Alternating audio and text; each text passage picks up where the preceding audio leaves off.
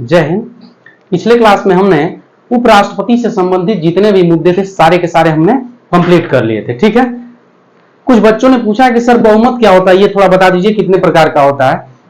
इसके बाद हम पढ़ने वाले हैं प्रधानमंत्री के बारे में। ठीक है, तो छोटा सा टर्म है मेजोरिटी, बहुमत क्या होता है ये हम जान लेते हैं। देखिए, बहुमत चार प्रकार का होता है। बहुमत चार प्रकार का होता है। एक होता है पूर्ण बहुमत, उसके बाद होता है प्रभावी बहुमत, उसके बाद साधारण बहुमत होता है और विशेष बहुमत होता है। कितने प्रकार का होता है? चार प्रकार का। पहला होता है पूर्ण बहुमत, पूर्ण बहुमत।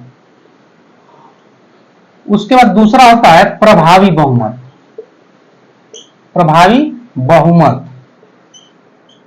उसके बाद होता है तीसरा साधारण बहुमत,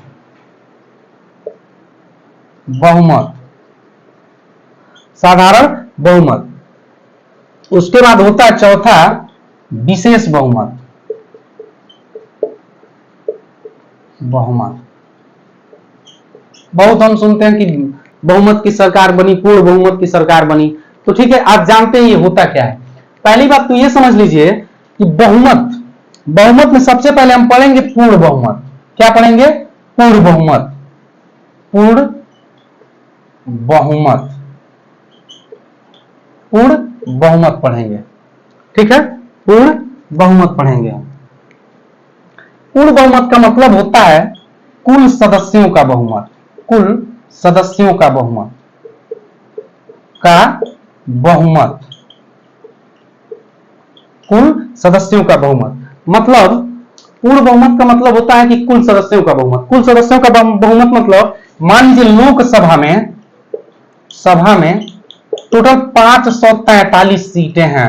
लोकसभा में टोटल 543 सीटें हैं। तो कह रहा है कुल सदस्यों का बहुमत, कुल सदस्य कितने हैं? 543। इनका बहुमत 543/2, मतलब 543 का आधा कर देंगे और उसके बाद उसमें एक जोड़ देंगे। मतलब 543 का बराबर मान लीजिए, 543 का आधा मान लीजिए लगभग लगभग होता है 2 दूना 4, 2 सते 14, 2 का नम 2, लगभग 272 होता है। 272 होता है, 272 होता है।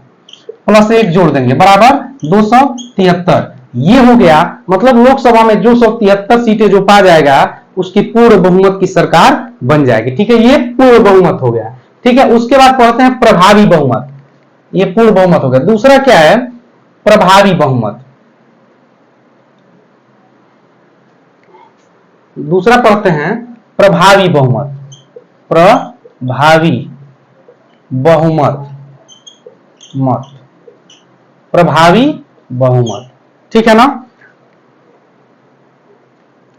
इसमें प्रभावी बहुमत का मतलब होता है तत्कालीन सदस्यों का बहुमत, तत्कालीन सदस्यों का बहुमत, का बहुमत। तत्कालीन सदस्यों का बहुमत मतलब कुल सदस्यों का बहुमत माइनस रिक्तियां। तत्कालीन सदस्यों का बहुमत का मतलब होता है कुल सदस्य, कुल सदस्य माइनस रिक्तियां। ठीक है ना? कुल सदस्य मान लीजिए 543 है, 543 है। मान लीजिए संसद में वोटिंग हो रहा है तो प्रभावी बहुमत से मतलब जो होगा वो विजयी बनेगा। ठीक है, तो मान लीजिए कुल संसद में सदस्य कितने हैं? 543। उसमें से मान लीजिए कि 43 लोग रिक्त हैं, 43 लोग आए ही नहीं है। मतलब मान लीजिए 43 लोग रिक्त हैं, तो बचे कितने? 500 लोग। ठीक है ना? अब 500 लोगों का बहुमत मतलब 500/2 बराबर 250। एक जोड़ देंगे, 500 का आधा कर देंगे, एक जोड़ देंगे बराबर 251। ये हो गया प्रभावी बहुमत, ये हो गया प्रभावी बहुमत। ठीक है, या ऐसे 500 का 50% प्लस 1 जोड़ देंगे। 500 का 50% मतलब 250 प्लस 1 251 हो गया। ये हो गया आपका प्रभावी बहुमत। इसके बाद पढ़ते हैं साधारण बहुमत। इसके बाद पढ़ते हैं साधारण बहुमत।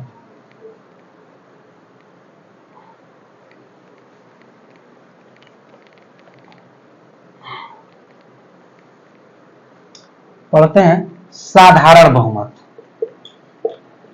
बहुमत,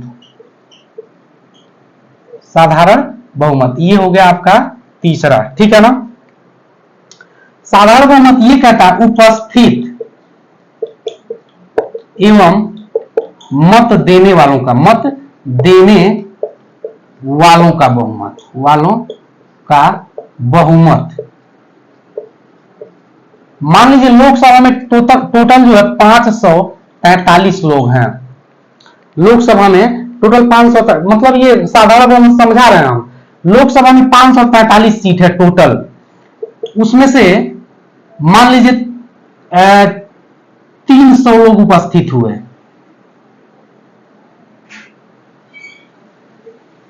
मान लीजिए 300 लोग उपस्थित हुए, 543 लोगों की सीट है, लोकसभा में पहुंचे 300 लोग, वोट कितने लोग दिए? 200 लोग।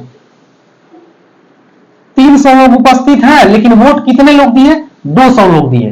तो 200 का बहुमत मतलब 200 का 50%, 50% या 200 का आधा बटे 200 का आधा बटे 200 बटे 2 बराबर 100 प्लस 1 बराबर 101 सीट हो गया। ये क्या हो गया?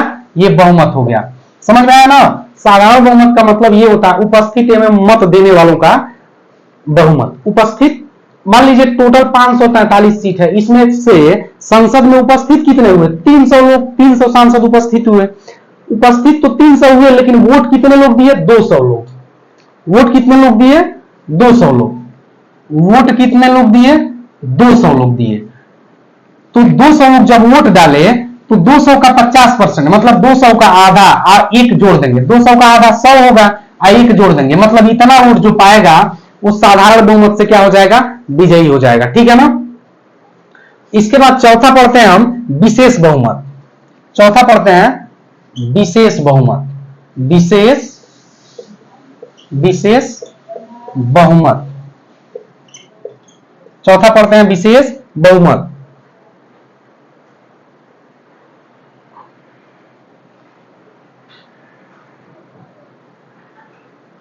विशेष बहुमत इस तरह से होता है कुल सदस्यों का बहुमत, कुल सदस्यों का बहुमत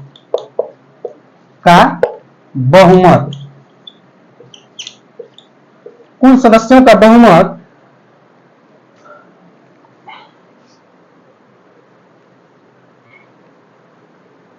कुल सदस्यों का बहुमत। दूसरा होता है उपस्थित एवं मत देने वालों के बहुमत का 2/3। मतलब कुल सदस्यों का बहुमत, कुल सदस्यों का बहुमत कितना होता है? 543 बटे 2 प्लस 1, 542 बटे 2 कितना हो जाएगा? 543 का आधा मतलब 273, 272 होगा प्लस 1 बराबर 273 हो जाएगा। ठीक है। कुल सदस्यों का बहुमत मतलब 543 का 2 प्लस बटे 2 प्लस 543 का आधा प्लस 1 जोड़ देंगे बराबर 273 सीट हो गया। उपस्थित एवं मत देने वालों का बहुमत, उपस्थित एवं मत देने वालों का बहुमत मतलब मान लीजिए 300 लोग उपस्थित एवं मत दिए हैं, 300 लोग उपस्थित हैं, 543 में से मान लीजिए टोटल 300 जो सदस्य हैं उपस्थित हैं और मत दिए, 300 लोग उपस्थित हुए और मत दिए।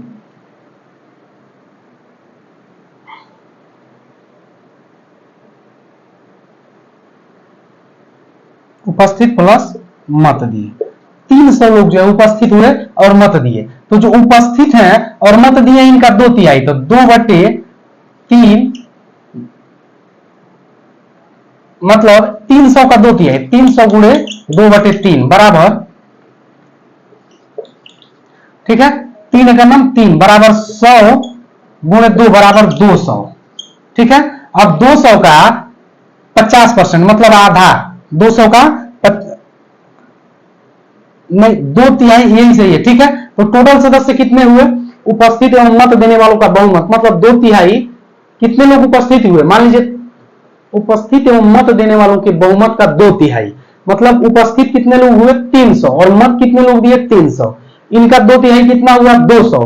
तो यही जो होगा, अब इन दोनों में से कुल सदस्यों के बहुमत में से इसके बहुमत में से ज्यादा कौन है, तो ये है। तो जो जितना ये जो वोट पाएगा वो क्या होगा, विजयी होगा। ये हो गया आपका विशेष बहुमत। ठीक है, थैंक यू।